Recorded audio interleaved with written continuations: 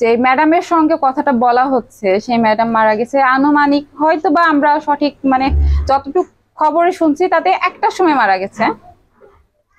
তা আমার ভাই যখন পেট্রোল ডিউটিতে ছিল সে একটার সময় মারা গেছে। আমার ভাইয়ের কাছে কিভাবে খবর জানে? আমরা কিছু জানি না, ওখানে কি হয়েছে না হয়েছে কিছু জানি না। রাতে আমার আব্বা আম্মার সঙ্গে কথা হয়েছে, খুব ভালোভাবে কথা বলেছে, হাসি ঠাট্টা করছে। মানে ওর না কোনো কষ্ট আছে দুঃখ আছে কিচ্ছু নেই, তো ও কেন আত্মহত্যা করবে? আত্মহত্যা করেনি। আর আমার ভাই আমার বিশ্বাস আমার ভাই কি মারা ওর আমি আপনাদের কোনো কোনো চ্যানেলের কোনো ছবিতে কিন্তু আমার ভাইয়ের লাশের ছবি নাই, কিন্তু আমরা ফেসবুকে যতটুকু ছবি দেখছি ওই ছবির আলামত গুলা আপনারাও যদি একটু খুঁটে নাটি দেখেন, একটু মানে একটু যদি ফুটায় দেখেন আপনাদেরও মনে হবে যে এটা কখনোই আত্মহত্যা হতে পারে না। ওটা দেখলেই বোঝা যাবে যে ওটা আত্মহত্যা না। আচ্ছা, তো আমরা আপনার কাছে আসি আঙ্কেল। তো যে আপনার ছেলে যে মারার সংবাদটা পেলেন যে তিনি মারা গেল, আসলে তখন কি ঘটেছিল আপনার সাথে বা আপনি কিভাবে জানলেন, সেই ঘটনাগুলো যদি একটু বলতেন। গতকালকে সকাল আনুমানিক 9টা বা কম বেশি এই টাইমে মাগুরার থেকে একজন ইন্সপেক্টর সম্ভবত ফোন করে জানায় যে আপনি কি মাহমুদুল হাসানের আব্বা? জি। আপনি কোথায় কি আসার বিষয় আমার ঠিকানা নিয়ে আমারে বললো কি যে আপনার ছেলে অ্যাক্সিডেন্ট করছে, আপনি একটু ও মাহমুদুল হাসানের আম্মুরে নিয়ে মাগুরা হাসপাতালে চলে আসেন। আমি বললেন স্যার কি সমস্যা কোথায়? তো উনি বললো কি যে সে অ্যাক্সিডেন্ট করছে, তারে হাসপাতালে ভর্তি করা হয়েছে, আপনি ওর আম্মুরে নিয়ে আরও 2-1জনকে পারলে সাথে করে নিয়ে মাগুরা হাসপাতালে চলে আসেন। দেখ এই খবর পেয়ে আমি আর আমার ওয়াইফ ওখানে রওনা হয়ে পুলিশ লাইন গেটে গেলাম। ওখান থেকে পরিচয় দিলাম যে আমি মাহমুদুল হাসানের বাবা। আমাদের সাইড করে ওখানকে এলপি ছিল, উনি বললো কি যে আঙ্কেল আপনার ছেলে সুইসাইড করেছে, তার সে আত্মহত্যা করেছে, সে এখানে গুলি করেছে, তার মুখমণ্ডল উড়িয়ে গেছে, আপনি দেখার মতো নাই। দেখ এই খবর শুনে হাসপাতালে গেলাম, যে দেখলাম যে আমার ছেলে পিকআপে কভার বন্দি আছে। তারপরে আমি আমাদের ওখানে যে ওসি সাহেব আছে মহসিন নাসির স্যার, তারে বললাম যে স্যার আমি তো মাহমুদুল হাসানের বাবা। সে বলল, বিস্তারিত জানলো যে এই ব্যাপার, আপনার ছেলে তো মারা গেছে। যাক শুনলাম, যাক আমার ছেলে যে আমার কাছে বলা হলো যে আপনার ছেলের সাথে কখন কথা হয়েছে। আমি তো গতকাল রাত্রে অনুমানিক 8টার সময় 9টার সময় আমার সাথে এই কথা হয়। আমি তারে বলছি যে আব্বা চাকরি কেমন লাগছে? সে চাকরি বলছে যে চাকরি আমার খুব ভালো লাগছে। হ্যাঁ, তা আমি বলছি কি খাইছো? তো বললো খাওয়া দাওয়া করে আসছে। এর ভিতরে আমি বললাম যে আমার ছেলে তো যখন যা আবদার করছে আমি তখন তা পূরণ করছি, তোমার ছেলের জন্য তুমি প্রস্তুতি নাও। সে কয় যে ও নিয়ে চিন্তা করো না, আমার সেটা সময় এলে দেখা যাবে, আমার আরো টাকা লাগবে। আচ্ছা ঠিক আছে, তোমার বাপ তো সবসময় টাকা পয়সা দেয়। এই বলে হাসি রহস্য করলাম। তারপরে সকাল বেলায় এই সংবাদ পেলাম যে সে অসুস্থ, এই অ্যাক্সিডেন্ট করছে, সে মাগুরা পুলিশ মাগুরা সদর হাসপাতালে ভর্তি আছে। তারপরে অ্যাক্সিডেন্ট করলো এটা আপনাকে বললো কি কারণে? সেটা তো সেই ভালো জানে। আর আমি যখন তার বাবা, কথাটা তো একটু গোপন করারই কথা আমার জানা মতে। হয়তো বাবা মৃত্যুর কথা সরাসরি বললে হয়তো আমরা তো সমস্যা হতে পারে, এই জন্যই হয়তো বা বলছে। মাহমুদ ভাই কি আসলে যে আত্মহত্যা করতে পারে এরকম কি কখনো আপনাদের কাছে মনে হয়েছে? না, আমার ছেলে আত্মহত্যা করবে এরকম কোনো সময় কোনো পরিলক্ষিত হয় নাই। আর আমার জানা মতে আমার ছেলের জীবনে এমন কোনো ঘটনা ঘটে নাই যে সে আত্মহত্যা করবে। তো আত্মহত্যা বলছে যখন, এখন কি হয়েছে না হয়েছে এটা সঠিক তদন্ত করে যাতে সঠিক তথ্যটা বাইর হয়, এটা আমি চাই। এটা রাষ্ট্রের কাছে আমার দাবি যে কি ঘটনা ঘটছে আমরা তো জানি না, যাতে এটা তদন্ত সাপেক্ষে এটা সঠিক মানে ঘটনাটা উদ্ঘাটন হয়, সেটা আমি দাবি করছি আর কি। আচ্ছা, তো এই যে মাত্র ঈদ গেল অল্প কয়েকদিন, ঈদের আগে আমরা শুনলাম উনি যে একটা বাইক কিনেছেন শখ করে। জি জি, সেই ঘটনাগুলো একটু বলবেন। আসলে সেই ঘটনাটা, আমার ছেলের আগে বাইক ছিল, বাইক থাকার পরে ওই ডিপার্টমেন্টের কায়দায় সে ওখানে খুলনায় রাখতে পারে নাই।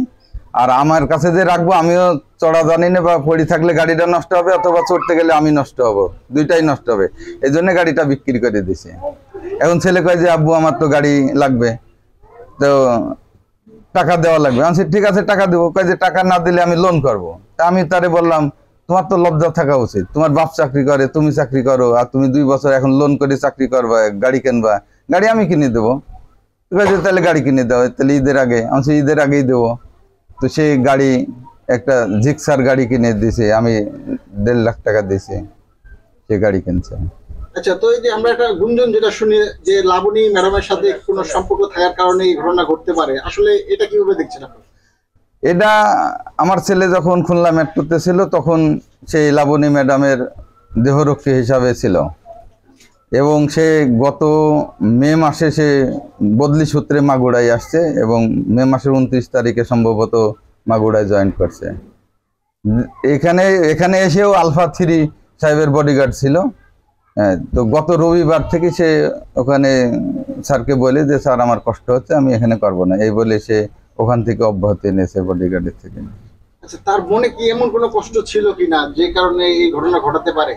না, আমাদের জানা মতে আমার ছেলের সাথে কোনো সময় পরিলক্ষিত হয় না যে আমার ছেলের মনে কোনো কষ্ট আছে। তার কারণ আমার ছেলের মনে কষ্ট আমি কোনো সময় রাখি নাই। আমার ছেলে যখন যা দাবি করছে আমি তখন তাই পূরণ করেছি, সে যত টাকাই হোক। আমার ছেলে প্রতি মাসে ভালো মানের কাপড় চোপড় প্রতি মাসে 2-1 সেট বানায়, এবং চাকরি জীবনে যে প্রায় 2 বছর 4 মাস চাকরি, আমি কোনো টাকা পয়সাও তার কাছে নেইনি, সে তার বিলাসিতায় করে সে। তো আমরা একটু এলাকাবাসীর কাছ থেকে জানি আসলে। হ্যাঁ, আমি একটু কথা বলতাম। জি, বলুন। আপনারা এই যে লাবণী ম্যাডামের সঙ্গে অনেক কথা বলছেন, আমরা শুনছি ফেসবুকে। তা আমরা যতদূর জানি, তো সুমাইয়া আপু, আপনি কিছু বলতে চাচ্ছেন আসলে? আমরা যতদূর জানি বা শুনছি যে আমার ভাই পেট্রোল ডিউটিতে ছিল, আচ্ছা। সারা রাত পেট্রোল ডিউটিতে ছিল। তো যে ম্যাডামের সঙ্গে কথাটা বলা হচ্ছে, সেই ম্যাডাম মারা গেছে আনুমানিক, হয়তো বা আমরা সঠিক মানে যতটুকু খবরে শুনছি তাতে 1টার সময় মারা গেছে। তা আমার ভাই যখন পেট্রোল ডিউটিতে ছিল, সে 1টার সময় মারা গেছে। আমার ভাইয়ের কাছে কিভাবে খবর গেল, সে জানলো কিভাবে সে মারা গেছে, যে তার কারণে আমার ভাইটা আত্মহত্যা করছে?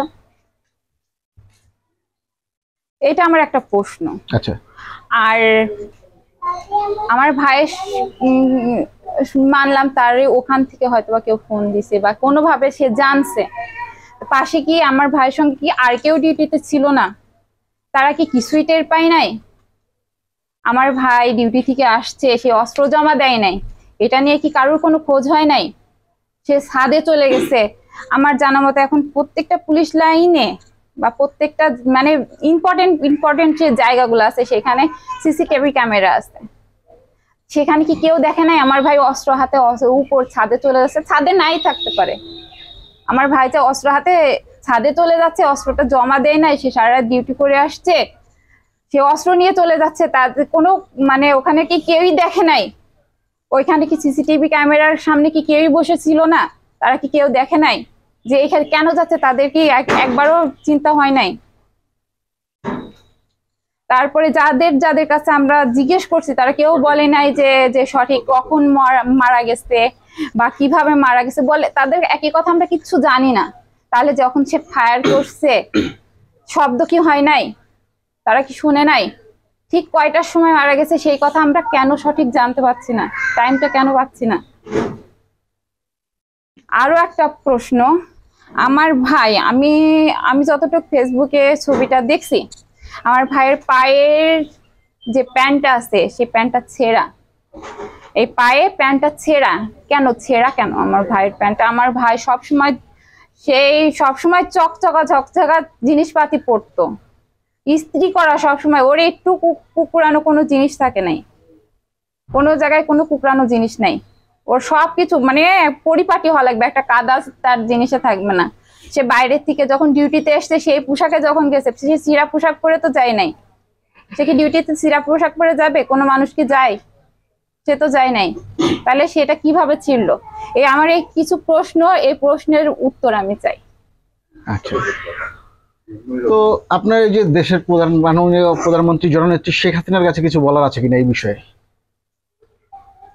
শুধু এটা যে আমার ভাইয়ের যে এই যে বলছে যে সে আত্মহত্যা করেছে, আমার তো মনে হচ্ছে না। আমি খালি সঠিক একটা মানে তদন্ত চাচ্ছি। আচ্ছা, তো এই যে লাবণী ম্যাডামের সাথে যে ঘটনার কথা বলা হচ্ছে বা সোশ্যাল মিডিয়ায় আমরা দেখছি যে বিষয়টা ভাইরাল হয়ে যাচ্ছে, আসলে তো এরকম কোনো প্রমাণ বা এরকম কোনো আলামত আপনারা কখনো কিছু পেয়েছিলেন কিনা? না, আমরা কিচ্ছু পাই নাই। আচ্ছা, তো আপনার ভাই সে তো কিছুদিন আগে আসছে, আমাদের সঙ্গে ভালোভাবে কথা বলছে। লাস্ট কবে বাড়িতে আসলো? সেই ঈদে বাড়ি, ঈদ পারমিশনে বাড়িতে আচ্ছা, আসছে। ঈদের আগের দিন আসছে, ঈদের পরের দিন চলে গেছে। তখন তার এই দিনগুলো কেমন কাটলো একটু যদি বলতেন। সে খুবই ভালো কাটছে। সে 2 দিন আগে বাইক কিনছে, যে আত্মহত্যা করার একটা প্রয়োজনা থাকে, তার মাথায় একটা টেনশন থাকবে। সে রাত্রে আব্বা আম্মার সাথে তো হাসি ঠাট্টা করবে না, তাই না? তার মাথায় আর হুট করে তো একজন আত্মহত্যার সিদ্ধান্ত নেয় না। না না, সাধারণত কম করে 2-3 দিন তার এটা মাথার মধ্যে ঘুরবে, তার এতটা সাহস লাগবে। আমার ভাই এতটুকু সহ্য করতে পারে না কোনো ব্যথা। তো হুট করে সেটা কিভাবে হবে, সম্ভব কিভাবে? সে বাপ মার সঙ্গে রাত্রে ভালোভাবে কথা বললো, সেই ছেলে সকালবেলা সে নেয় আত্মহত্যা করছে কেন? আচ্ছা, রাত্রে লাস্ট কি কথা হয়েছিল? এই যে কেবল যেগুলা শুনলেন, এই হাসি ঠাট্টা এই কথাগুলাই হয়েছে।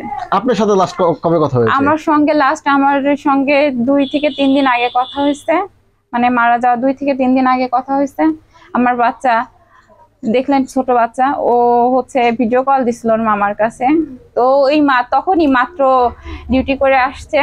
আমি ওটা দেখে আমার সঙ্গে সাধারণত সিম্পল কিছু কথা হয়, আমি বলছি তুমি রেস্ট নাও, আসতো তুমি রেস্ট নাও, এই বলে আমার কথা শেষ করে দিছি। আর তারপরে আমার আর ওর সঙ্গে কোনো কথা হয় নাই। আচ্ছা, আপনি তো কি তার ছোট বোন ছিলেন না? আমি ওর বড় বোন। আপনি বড় বোন। জি। তো আপনার সাথে কি ও সব কথা কি শেয়ার করতো কিনা? হ্যাঁ, আমার সঙ্গে মোটামুটি ওর কথা শেয়ার করতো। কারণ যেহেতু এমনকি ওনার আর কোনো ভাই নেই না, বা ওর আর বোন কোনো নেই। ভাই বোন নেই। আমি আপনাকে এটাও বলি যে আমি কালকে এত শোকের ভিতরেও, আমার ছোট ভাইটা মারা গেছে, আমি ওর প্রত্যেকটা বন্ধুর সঙ্গে কথা বলছি যে একটা মানুষ কারোর সঙ্গে কোনো কথা শেয়ার তার ভাই বোনের সঙ্গেও যদি না করে, তার ফ্রেন্ডদের সঙ্গে কিন্তু করে থাকে। অবশ্যই করে থাকে, অবশ্যই করে। কিছু না কিছু হিংস থাকে তাদের কাছে, কিছু না কিছু থাকেই। কোনো ফ্রেন্ড বলে নাই যে আকাশে কোনো একটা কথা বলেছে, এমন কোনো বন্ধু। ইভেন কালকে তার একটা বন্ধুর সঙ্গে আমার কথা হয়েছে, সে বলছে আপু ওর সম্পর্কে ও আমার কাছে সবকিছু বলে। ও এমন কিছু হলে আমি জানতাম, কেউ যদি না জানতো আমি জানতাম। তো আসলে এই যে লাবণী ম্যাডামের নামটা কেন আসতেছে বারবার, সে বিষয়টা একটু বলবেন? এটা আসলে আমারও চিন্তা কেন আসতেছে, এটা যারা জড়াচ্ছে একমাত্র তারাই ভালো বলতে পারবে। কেন তার দেহরক্ষী ছিল, কিছুদিন আগে যে রোগের দেহরক্ষী ছিল, তার কথা কেন আসছে না? একমাত্র সে মারা গেছে সেই জন্য, সে মারা গেছে সেই জন্য। তো সে যদি মারা যেয়ে থাকে তাতে আমার ভাইয়ের কি ফল্ট? আর সে মারা গেল আমার ভাই কিভাবে জানলো? সে যে আত্মহত্যা করছে রাত্রে, সে কিভাবে জানলো? আমার ভাইটা কিভাবে জানলো? তাইলে আমার ভাই জানলাম, ওরা কোনোভাবে জানাইছে। আমার ভাইয়ের পাশে কি কেউ ছিল না? তারা কি জানে নাই?